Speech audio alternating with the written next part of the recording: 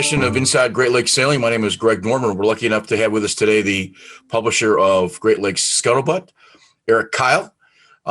Erik, we always start the shows off with a simple question, and here's my question for you. Your magazine, it covers both powerboating and sailing, and I just wondered if you had any clue what the percentage of powerboat registrations to sailboat registrations is. Best guess, Greg, is 80-20. Okay. 80% power, 20% sail in the Great Lakes. Your magazine represents, I think, more of a 50-50 to some extent in terms of what you do with the magazine. Is that a fair statement? Well, we're a free magazine. So we pass it out to all the different marinas, yacht clubs, marine stores, different marine businesses throughout the Great Lakes. So our publication covers the full swath of boaters that are in the Great Lakes, whether it's a pontoon boater or a power boater, center console guy, sailor, a wakeboarder, canoeer, kayaker, whatever. Right. If you're out there actively boating, we're going to have a publication in front of a marine outlet for you. Ballpark, what's your circulation? About 50,000 during the high season, 35,000 during the off season per issue. And you publish how many issues a year? 6. We're a bi-monthly magazine. Okay. Well, let's go. Let me take you back, I believe, to 1996. Is that about the part when you started it? So interesting history. My dad, who started Great Lakes Scuttlebutt magazine, had published magazines all the way back to the 60s. He had made a magazine called Lake Erie Boat Finder in the 60s. Okay. In the 70s, he had recreated himself and created a magazine called Play Buoy, which was absolutely fantastic. Had a centerfold, nice block lettering, all kinds of great stuff. And it got on the attention of somebody out there in Southern California who sent him a cease and desist. So Play Buoy went away. And in the 80s, he started a magazine called Rooster Tales until he moved down to the Florida area. And that magazine was only around for about maybe 4 or 5 years. And in 92, is when my dad started Great Lakes Scuttlebutt. He was at a boat show up in Metro Beach, and one of his previous advertisers from Rooster Tales asked him when he was going to start up another magazine. He said he didn't know, so our friends over at McMacken Marine wrote him a check on the spot for the center spread of his next magazine, and that's how Great Lakes Scuttlebutt became a magazine in the spring of 1992. What's the origin? I mean, we all know what the meaning, the dictionary meaning of scuttlebutt is, but what was the origin of using scuttlebutt? Well, it just makes a lot of sense. It's the nautical term for gossip. What's going on? What's happening? What do you hear? A scuttlebutt is the ladle and the barrel of water on a ship, and that's where you hear the scuttlebutt is at the water cooler. And right. If you're talking about overthrowing the captain, that's where you do it at. Mastheads are very important to publishers, and we used to have these arguments with publishing that you'd never put advertising on the masthead, and of course that eventually came back in because you had to have revenue. That's why I was asking the question of where it started from, and it's been a great moniker for what you guys have done for a long time. When it was publishing in Dad's blood, is that something he had always done, or was that a sidelight? Well, boating is in Dad's blood. And Put-in Bay is in Dad's blood, and Lake Erie is in Dad's blood. Okay. So being out on the lake, having that lifestyle was really in his blood. And he grew up as a paper boy. So he just applied what he knew as a paper boy to his lifestyle, combined the two, and decided to be a magazine publisher. Yeah. You think about the Toledo Blade as maybe an experience from where you are in the Toledo area, one of the best newspapers in the country. So you also had you had some very great representation in what was there in that community anyway. So it's been pretty cool. How did you get involved? I mean, you just took over for dad, or how did it all sort of materialize? Well, I was working in the financial sector. I actually had just graduated college in 2000 from the University of Toledo. I was out helping my dad with distribution that summer. And he was really starting to slow down. He had congested heart failure and was diagnosed with that summer. And he was put on the active heart transplant list in the summer of 2001. So I just said, Pops, you got to hang it up. I'll buy the magazine from you, see if I can give it a go. I was a little bored with the financial sector. I'm not a shirt and tie kind of guy. So I had a couple other offers in corporate America, just not really that interested in selling my soul. So I wanted to control my own destiny, and I saw a lot of room for growth and opportunity for the magazine. And I asked my dad if I could buy it. We agreed on a price. He got a retirement. Later that fall, he got a new heart. And it lasted 15 years. Which was well beyond the average for a heart transplant patient. So he got to see all of his grandkids born and grown, and we count all of our blessings there. And so I had taken over the magazine. My first issue was fall 2001. In a world of internet, you're still in a bricks and mortar kind of publication. Is the idea with free magazines, whether you get them at West Marine or whatever distribution that you might pick up the magazine, are you kind of a lone wolf in that landscape? Because newspapers are dying. They're certainly shrinking. Publications are not what they used to be. What's your thoughts on, you obviously have an online presence, and you certainly have a touch presence with being able to pick up the magazine. So where does that, in the world of public publishing for you, where does that fit? Greg, let's keep this a secret. Let's make sure everybody believes that print is dead, because I'm making a fortune off of that. Okay. No, and Erik, here's why I've asked the question. I started in the newspaper business when I was about 14 at 1970. I've heard my entire life that we were going to die. And the reality is that it's certainly the vehicle has changed of presentation. But as many writers are working today as maybe even more than there were 20 years ago. And some of the rules have changed. But I mean, when you pick up your magazine, you have something tangible to sit in the back of your boat and read. And I think that's something that's probably, that better than I do. Yeah. I've been following the whole "your industry is dead" thing, print's of no use. And that's fine. If people want to believe that, that's absolutely fantastic. Take all your dough, put it into digital, and see what you can get out of it. And you're going to be able to get something out of it. Actually, we have multiple different digital companies right now under the Kyle Media umbrella. But as far as what we're doing in print, our circulation continues to grow every year. Our ad revenue continues to grow every year. We have, other than the recession year, 2009, that's the only year that we went backwards. But people believe in print. The demographic of a boater, I think the median age is somewhere in his early 60s, and not every early 60-year-old guy is doing Snapchats and on TikTok. So with that in mind, they like to have a publication. And remember, our magazine is free. Right. There's 4.3 million boaters in the Great Lakes. We're printing 50,000 magazines, and we're putting them out to where the active boaters actually boat. So they're picking up the magazine because they choose to. I'm not spending the money to mail them a magazine. It's not a subscriber-based publication where it's going to sit on the counter because you got to go to Joey's softball game or baseball game or Susie's volleyball game, and you're running around all over the place. This is, you pick it up where you boat, you take it to your boat, it stays on the boat all season long. Or you do take it home. You're picking it up voluntarily. So that demographic that's reading our publication is just a small percentage of the actual number of boaters that are out there in the Great Lakes, but they're choosing to get the magazine and to read it. And we've got a phenomenal staff that's been putting a lot of hard work into getting some real meat on the bone inside of the publication, multiple different writers from across the spectrum, not just here in the Great Lakes.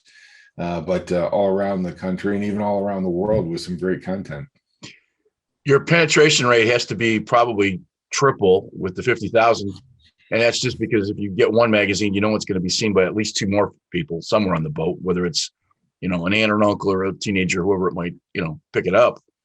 How many do you get of the 50,000 you print? What do they pick up and bring back to you typically every month? Well, we have a zero waste policy. So we have multiple different tiers of distribution locations: marinas, yacht clubs, marine stores, marine-based businesses. Those are all tier 1, tier 2. Tier 3 for us is restaurants that have waterfront docks, gas stations that are by launch ramps, grocery and liquor stores that are in boating communities. And so when we go out to do our distribution, it's done during the season by hand, Greg. So we've got 12 different distributors going out to 1,600 different locations throughout all of the Great Lakes on both sides of the border. Right. So if they see any old magazines that are out there, they pick them up, put them at the tier 3 spots, and they flush through them rather quickly because we have a higher percentage of potential boaters to reach at those locations. And if we find out that they're out of magazines when we go and pick them up, we ask them, how long have you been out? So we make sure during our next distribution run, we're getting them the right amount of magazines. So we're kind of scientifically trying to dial in exactly how many magazines each distribution location in each market will go through. So we're not overproducing, wasting money, or underproducing, not providing the service we need. Did the Canadian border closing over the last, say, 14, 15 months, has that hurt at all? So our distribution numbers over there did suffer a little bit because we don't have the hand distribution model available, because we're not going to be able to go through the expense of shipping the magazine over there. So what we actually do now is mail to Canada and all the Canadian spots that we have in a little bit more of a limited quantity because, brother, in Canada, you can't just go to your boat, turn it on and go right now. Right. For a lot of places over there, that's still an ultimate no-no. They're on shutdown. So we don't want to send stacks of magazines over there just to have the marina manager look at them and think about what he's missing. Have you always been a flexi size magazine? Because that's always been at least that's the term we used to use for magazines that size. I don't know what that is, but 8.5 by 11. We were pulp for a great many years. When I took over the magazine in 2001, thinking about 2002, I knew that I needed to have some competitive advantages because there were 15 other magazines that were local and regional magazines in the Great Lakes market in 2001. So I needed to separate myself from all of those. The majority of those free local rags, as a lot of them became known, was for us to have a glossy cover. The statistics out of DC was that you could claim 1.9 readers with a pulp magazine for pass along readership, 3.4 with a glossy cover. So we went to the glossy cover, not so that we can bolster our numbers, but because we could actually take advantage of the magazine lasting longer on the boat or in that person's hands and having a lot more pass along readership. So that provided us with the competitive advantage that we needed to be able to scooch our way in front of a lot of the other magazines that were out there and have a nice, pretty cover on a glossy magazine. And we went totally gloss, I think, in 2005 or 6. Yeah. Well, advertising also, inside back covers and back covers get to be a little more expensive than, page 14. So that helps, from the project standpoint. Flexi is a term that was used just because of size based on printers.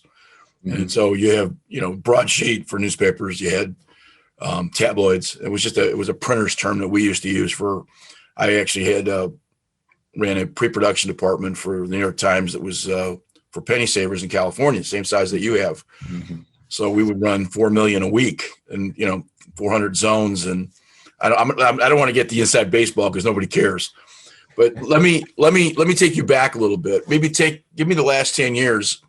What has changed editorially in your mind? How have you changed, and has it been deliberate? So we never had an editor of our magazine. When we started out, I mean, you could almost argue that the publication was like a boat trader that you would pick up at a 7-Eleven. 25% of the magazine was all classified ads when I took it over. And 50% was advertising, and maybe 25% of the publication were a couple of different writers or whatnot. So I found some advantages to be able to use print, what print is good for now, not just branding for advertising, but also educating our boaters about what our advertisers' products and services are and what it means to them.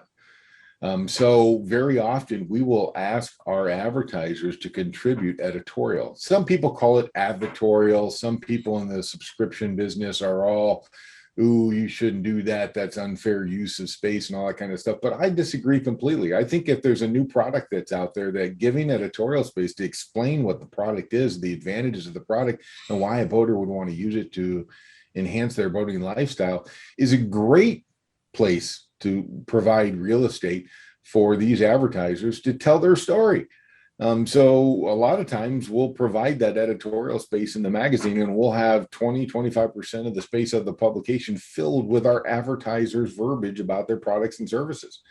Not in a salesy way, because the ad does that. The ad tells the people what the product is and how to contact them to get the product. But if you want more information about the product, the editorial space is in there. So beyond, that's something that we kind of started maybe 15 years ago, and just kind of continued to follow that. But about 10 years ago, timing wise, Greg, you're exactly right. We hired our first editor and put them on task to be able to control the messaging inside of the magazine, to have featured editorial articles, to have featured destinations in each issue of the magazine. That person kind of thought out how the engagement would happen with the reader, and placed the editorial in spots that made a lot of sense. We've got former presidents of marine organizations that are writing for us every issue. We've got national syndicated writers that are putting content in there every issue. We've got specialized writers for products, services, manufacturers, boat tests. All of that gets kind of put in there. Recipes, destinations. We were doing one destination in each one of the Great Lakes for the last 9 years in each issue. So 5 destinations per issue. So just so much meat on the bone that now we're about 50-50. 50% of our publication is editorial, 50% of our publication is advertising. It's a very even balance, and it's on par with any other subscription-based magazine that's out there. And I think that that's kind of the right recipe. Even though we're a free magazine and we could offer nothing but ads and classifieds like they used to do with the old free boating magazines, Right. We like to put the meat on the bone. They're literally in our publication, and I don't say this to pat ourselves on the back, but our model is proven to have about 2, 3, 4 times as many advertisers in it than any of the other regular boating magazines that are out there, because of the volume of content that we're also able to create and put out there. 150 pages in the magazine is not a small publication.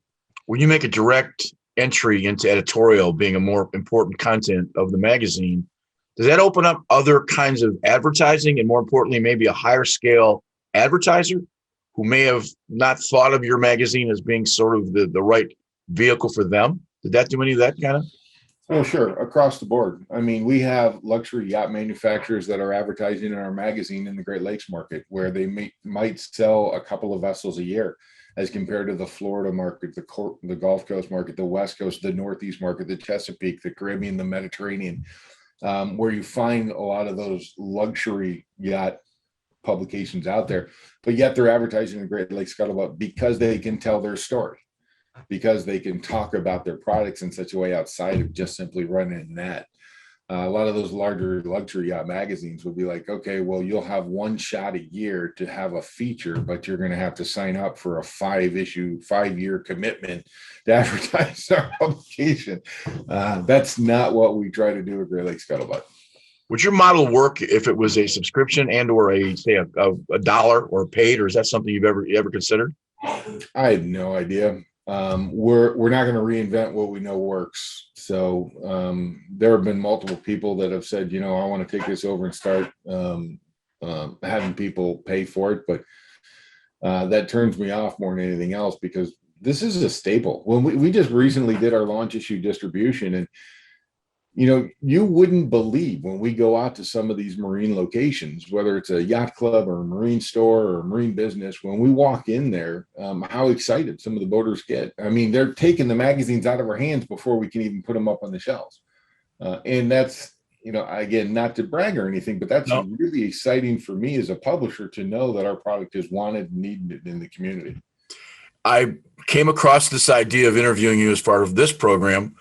Is that apparently our stuffing box on the sailboat, after we put it in the water, it cracked. So we had to get our boat out of the water pretty quick. And as I'm taking it down to have it hauled out, I look on one of my shelves and I see a Scuttlebutt from 2 years ago that had a bunch of advertising and information about marinas across the Great Lakes. And we were using it as a resource material. Mm-hmm. And I sat there for a couple of seconds and I started reading through it. And I went, why are we not talking to Erik about this? I think this would be a great opportunity, because I think it's that kind of, like you said, it's that kind of thing. There's enough information in it that's timely. And the other part of it is, you say 80% power and 20% sail, but a toilet, for example, goes on both boats. Scratching in fiberglass. I mean, the kinds of things that you cover. Yeah, there's obviously some similarities between sailing and power, but I'm guessing probably 75 or 80% of the material that you provide in a magazine is apropos to both kinds of boats, because it's gasoline and engines and carpet and all the other things that go with it. And I thought, well, and that's why we called, because I thought, wow, I actually read this religiously without really even thinking about it. And I think that's kind of maybe the secret of your success. Yeah, there's almost like a cult following to the publication, which kind of grown up over the years. I mean, next year we're going to be celebrating, Greg, our 30th year being out there for the boaters across the boating community. Now, my dad in the first 10 years really only had the publication between Detroit and Cleveland, the Western Basin, Lake Erie, and Western Shores of Lake St. Clair. But when I took it over, I kind of expanded it out significantly. And when it's 80% power, 20% sail, we have a lot of content that we try. I'm personally a sailor myself. And I love sailing content. So we like to put that out there. Bob Bitchin is one of our favorite writers. Bob, of course, publishes Latitudes and Attitudes, close friend of ours, great magazine. Ken Quant had been a writer for Sailing Magazine for decades and decades and decades, who is now our sailing editor and provides us with content on sailing trips and hints and tricks and all that kind of fun stuff. He covers the America's Cup races and all that stuff in Scuttlebutt. So even though it's only 20% of the volume of boaters in the Great Lakes are sailors, we still want to make sure that we're contributing our content to them that would have a lot of meat on the bone, and all of our advertisers across the board would be of interest to both power boaters and sailors, just as they are fishermen. Since you cover everything from Duluth to Buffalo, which is a pretty wide expanse, I also noticed that you've sort of regionalized. There's things from a lot of different places. It's not just stuck in and you got to be very conscious of where it's coming from, because you have to make sure the guy in Minnesota sees something that's local to him, because he doesn't really care about the gas station in Buffalo. Is that a fair statement? Yeah, so we've been kind of struggling with that over the years. We and you completely missed Lake Ontario there, Greg. So from Buffalo all the way out to the the St. Lawrence and the Thousand Islands market. So, I mean, literally every single community. So if you've got a guy in Watertown, New York, that's getting advertised a prop repair business in Duluth, well, why would he have any interest in doing that? And part of the solution for us was to come up with destinations that were specific to those regions, because we actually go like all the way over into Lake Minnetonka, which is where most of the power boating is done in the Minnesota market. And we'll advertise for boat clubs over there or something like that. And keep in mind that every single marina, yacht club, marine store, marine-based business is getting our publication. So even if you're only on Lake Minnetonka, every single one of those locations are going to be carrying our publication. So forget about all the rest of the distribution. It's kind of icing on the cake type thing. If that is your only market and you got your message out there, then you've got it out there in a way that's going to trump any other type of publication that's only dedicated to that magazine, because you've got so much more content, so much more information, 30-year name behind it, a glossy covered publication that's going to sit on the boat that enhances your boating lifestyle, as compared to, hey, Susie's barbecue is going to be having a fire pit sale this weekend, so stop by and get your free hat kind of thing.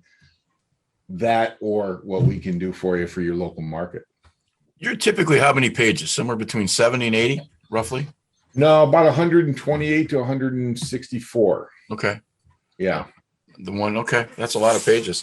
What's it take you to, what publication time, what production time? How long does it take you to put that together? So we turn it around in about 2 weeks between the time that we send it to the printer and get it on the shelves. So we usually last about a week in production, a week in distribution.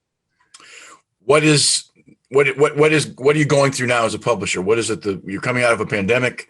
You're kind of working towards things. What's on your plate in the short term? And then I want the longer term, where are you taking the magazine? Where you think you're heading the magazine over maybe the next 12 to 18 months? So everything is great. These printers are at war with one another because of a shrinking industry. So our prices are continually getting beat down, and we can shop printers and be able to find the most economical way to print the publication. But then again, there are paper increases, price increases on ink and things like that. There are some distribution chain issues because there are not enough truckers in the country. So we go through our ups and downs with providers all the time. But all in all, we're in a great spot to be a print magazine publisher by far, especially nowadays. And there are some great publishers, our printers that are out there that have all kind of consolidated in that industry. And we are pretty pleased with the people that we're having print our publication now. It's almost never a question of quality anymore. It's really kind of more a question of the printers are just so high end now. Right. There's so few. I mean, I remember doing the blue line outlines and all that kind of stuff. And now it's just you send your files off in PDFs, they download them, print them out, and boom, you get the magazine in a week. I've told this story a couple of times. I paginated the first page of the New York Times in Los Angeles when we had first come up with an Apple, little small Apple Plus, and we had a phone coupler you'd stick the phone into, and we'd send it across. And because it was a first edition, in other words, all the news was from Saturday night, so it wasn't really anything timely. But we hit 11 o'clock. We'd hit the button to transmit, and 7 hours later, they actually had a copy in New York. And we thought we'd invented fire because it was this new technology that you could do these kinds of things. And within about 3 years, you could actually push a button and go right from your screen to plate. And it was a whole nother, and again, I'm getting into inside baseball, but that's why I wanted to talk to you a little bit about this. Where are you taking, is there any changes editorial that you've been looking at, or are you just going to kind of stay where you are? Not really so much editorial, Greg, and I'm glad that you asked because it's something that we've been kind of wrestling with. Our distribution model on how we're going about getting the publication into the voters' hands might be going under a little bit of change in the not too distant future. We're actually considering segmenting the magazine on a per like basis. As you know, from being in the print industry, we can create a signature in the printing world. It's called a signature. So a certain number of pages, maybe 16, 32 pages, that could be specific to Lake St. Clair, specific to Lake Erie, specific to Lake Ontario.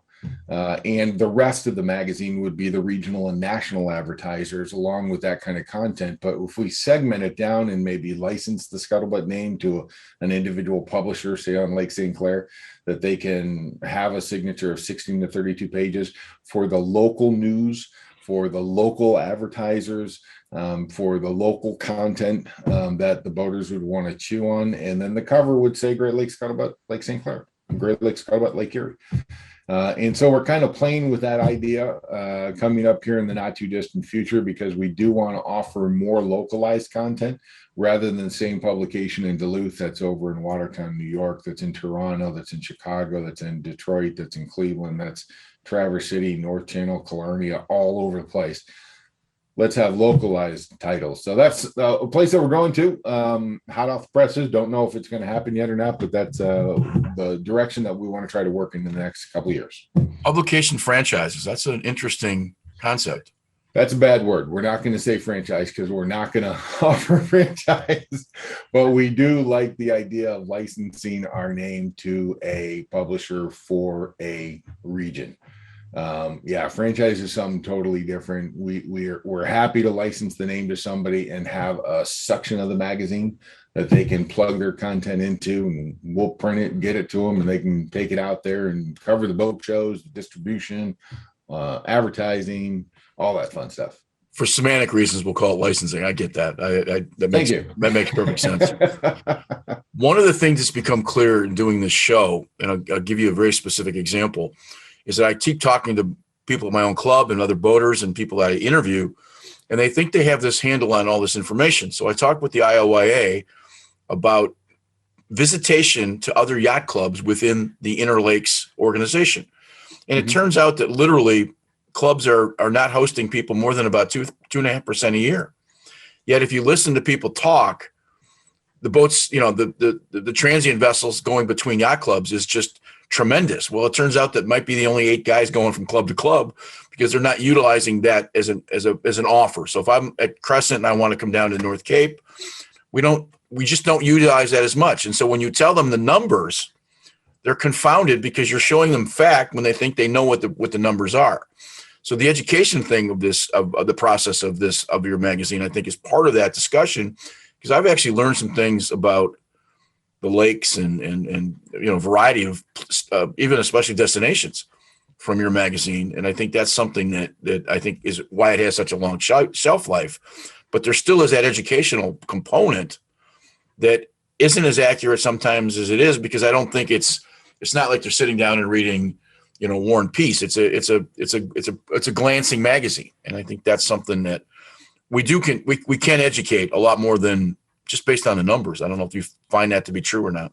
Yeah, IOYA is a great organization, and we run advertising for them every year in our launch issue, just to try to get people to go onto their site and connect with their content so they know what their options are to enhance their boating lifestyle throughout the course of the summer. We want to help them in any way that we can. And there are other organizations that are out there, like the United States Power Squadron. There's just so many different organizations that are out there that try to aggregate content for boaters in one place at one time. I'll give you a little sneak peek of what we're trying to do.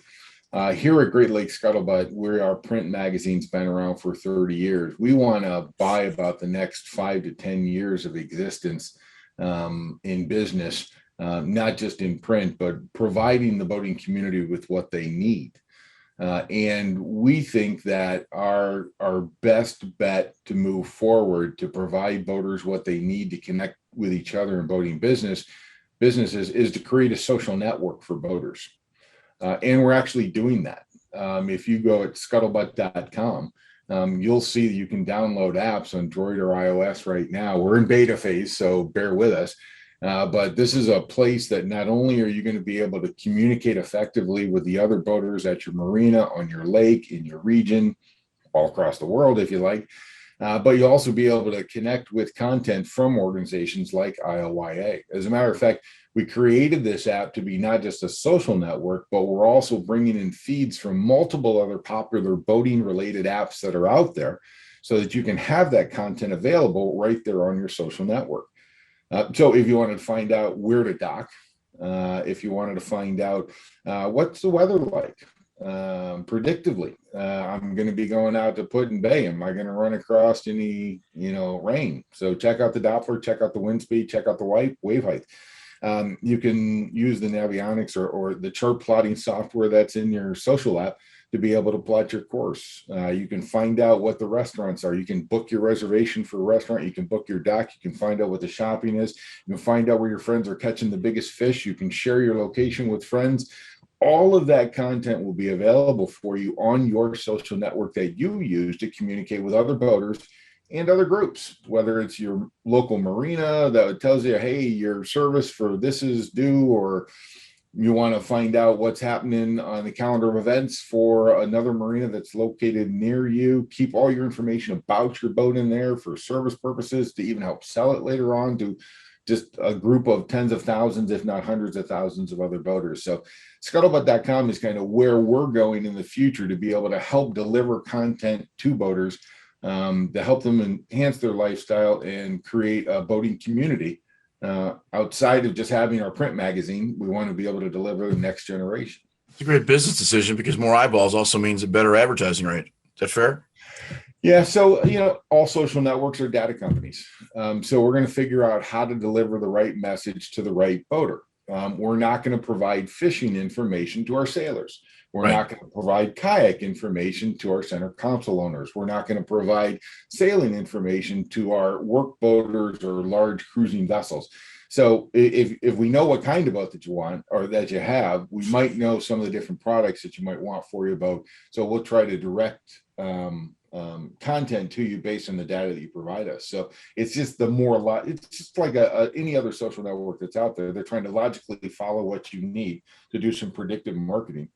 So you'll want the products that you're seeing rather than just skip over really quick and no interest. Topically, you're on top of a lot of conversations about boating and sailing.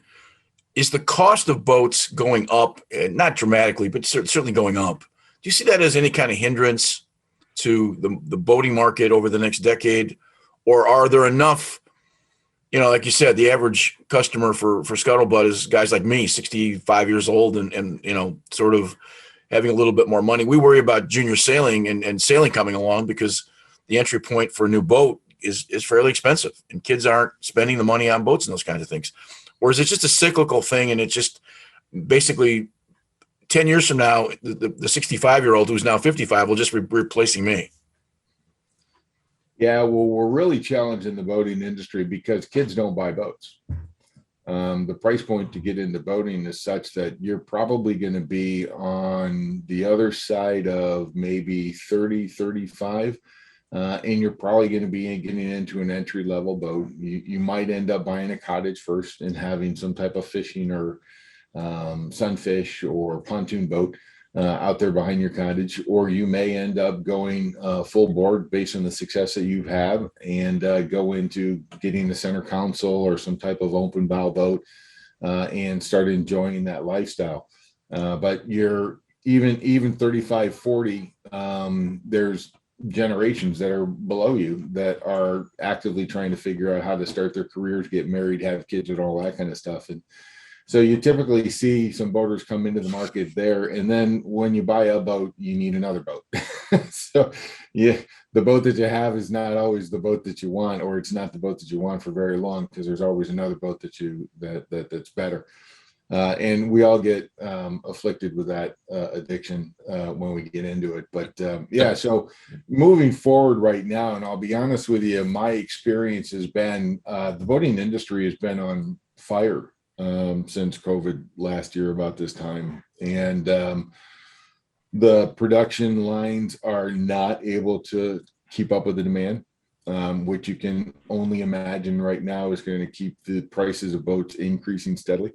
All of the extra boats that are getting built right now that are getting shoved out into the boating community, we've seen an increase of 20% in our circulation just over the last year to keep up with the amount of magazines that we need to have on the shelves. All of these boaters that are getting into it and are new to our lifestyle are probably going to have a bit of a wake-up call in the next year or two. Not just with the expense of boating, but the work that's involved in it. And it is a lifestyle. There's not a whole lot of room for the country club membership and the yacht club membership. You got to kind of pick one for the most part. There's not a lot of room for 3 kids, 4 sports each, and boating. When right now the COVID thing, all of those sports were canceled. So let's just go boating. Let's do some outdoor rec stuff. So I think that the very limited supply of boats that are available right now are going to come back to us in the next couple of years in a big way. So I kind of predict that maybe 2024, 25, things will level off a little bit. And then there'll be a lot more of those boats available that will help bring the prices kind of down a little bit. But as far as new boats are concerned, they're priced the way that they are, and they're absolutely worth it. You can't even buy a new boat right now for the most part. And used boats, just like the real estate industry, they're going for asking or above asking, just ridiculous numbers right now. And the problem is, if you sell your boat, you need to go out and get another one if you want to continue to be a boater. So unless you're going to get out of boating, don't sell your boat. I think the word affliction. I spent more money on 2 instruments and a stack pack this year than what the boat was worth when I bought it. So it's a relative discussion, and I'm sure that the exponential number of dollars I put into the boat as compared to what it costs is at least 15 to 1, and that's fine. It is the black hole that you put your money into. But Greg, you never want to do the math on boating. It's like No, a country club. If you do the math on boating, you're going to shoot yourself. So never do the math on boating, because it's a lifestyle, not a. It's not like an investment. It's a lifestyle choice. the only number I look at is when I talk to my friends and stuff. They'll say, "Well, I spent 2 weeks in Aspen." I said, "Yeah, well, I spent 97 days on the back of my boat." So if I figure out the number, I win. I win just on that discussion, because the other 48 and 50 weeks, you're stuck still sitting on your porch at home with your fire pit, and I'm still sitting on the back of my boat where I'm watching freighters go by. So I get the argument.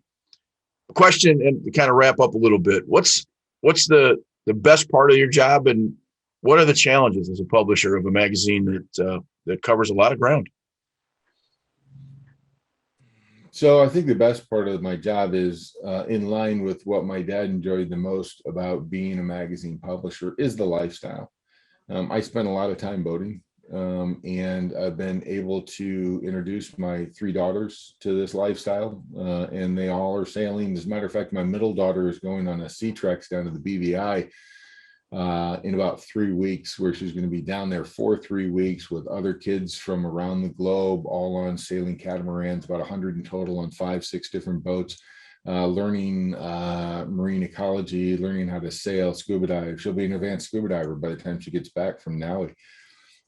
Yeah. And so, being able to pass along this passion and love for the Great Lakes, being of usefulness to organizations like the Lake Erie Foundation, also Lake Sinclair Cleanup, the We Are Here Foundation, being involved with some of these different organizations like NMMA, MBIA, Wisconsin Boating Association, that are doing a lot of good for the lakes, and helping to report on that.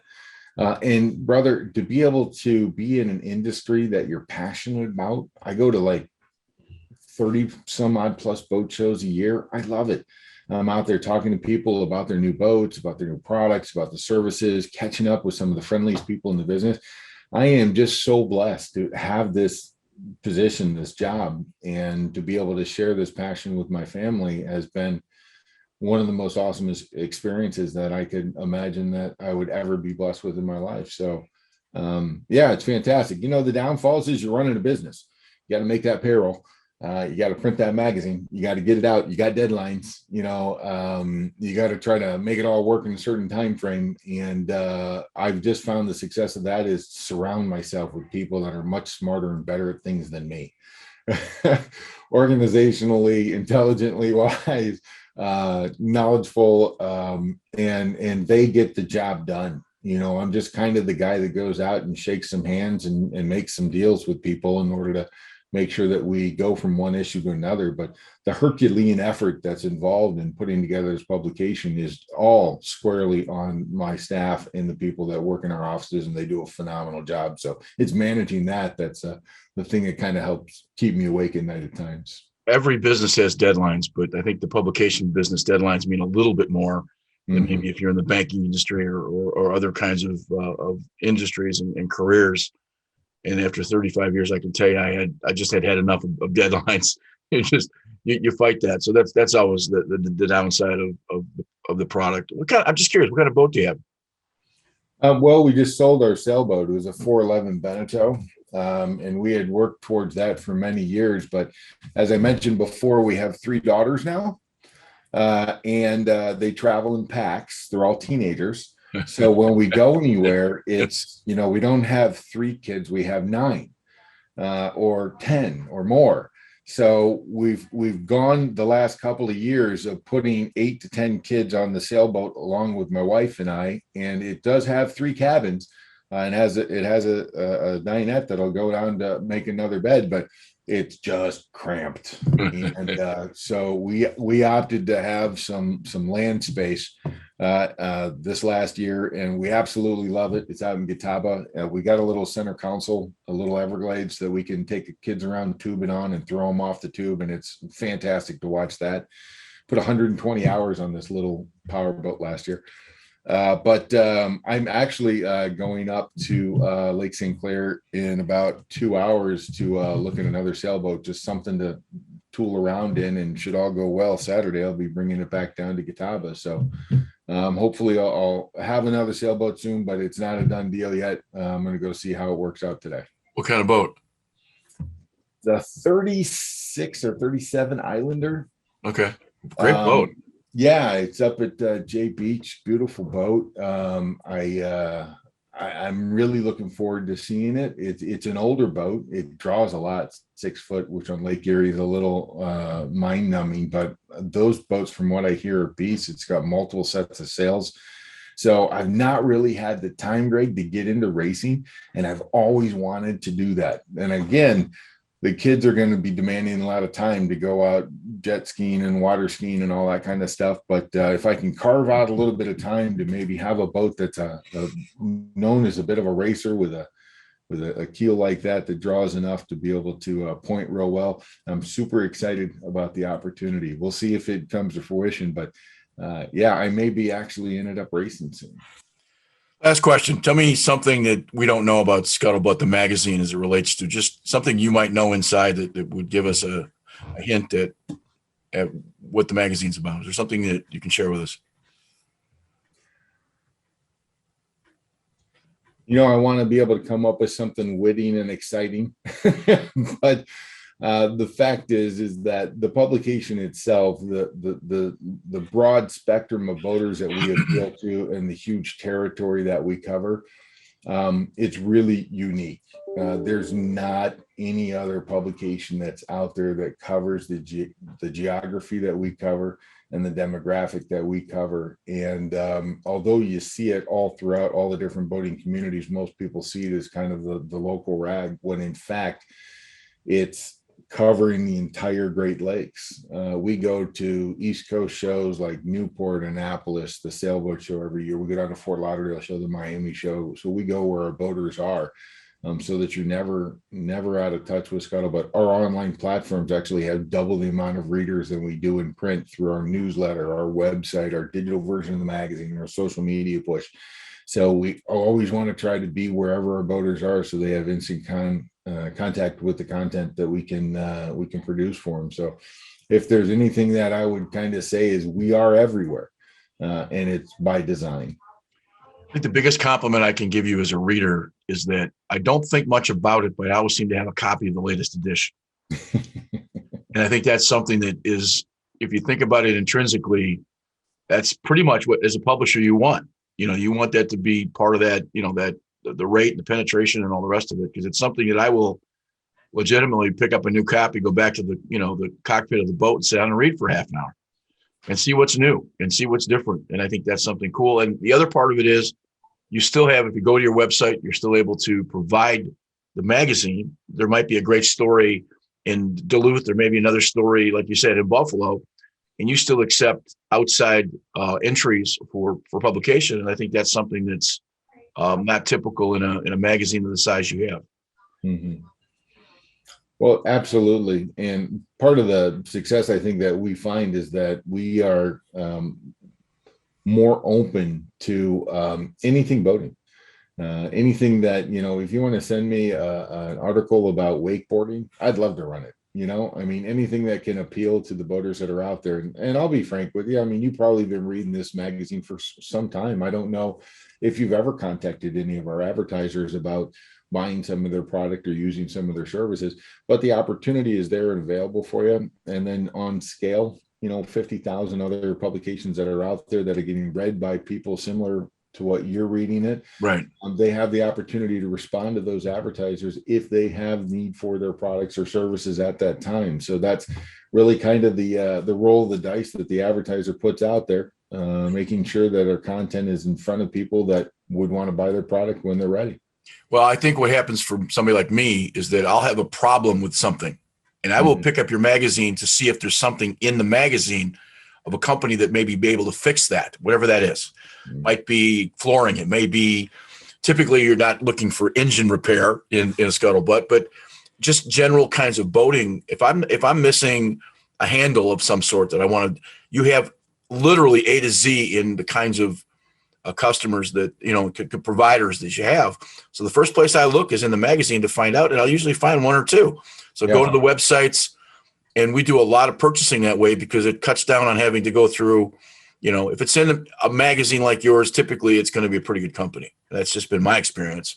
I have no scientific, evidence to back that up, but we're gadget kind of people, and we like to make sure the boat looks nice and keep it up to date and do those kinds of things. And we find a lot of those things, in the magazine. So it's appreciated from that perspective.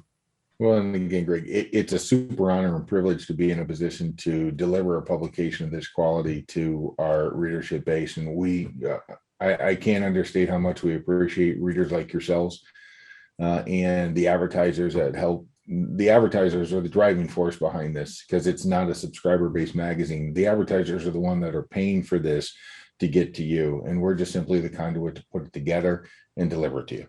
So it all goes back to our advertiser support that makes all of it possible. Well, Erik, I really appreciate the time you spent with us. I think if they watch this, they're gonna have a much better understanding of the magazine and the insides and outs of what goes on at Scuttlebutt. Hopefully, you like the treatment behind me here in little advertising, and we'll get this up online. And I can't tell you how much I appreciate talking to you, and good luck with finding that boat up in Lake St. Clair today. Yeah, I appreciate it. Wish us luck on coming back in the boat as well. And we'll catch up with you soon, Greg. Be well, my friend. Appreciate your time.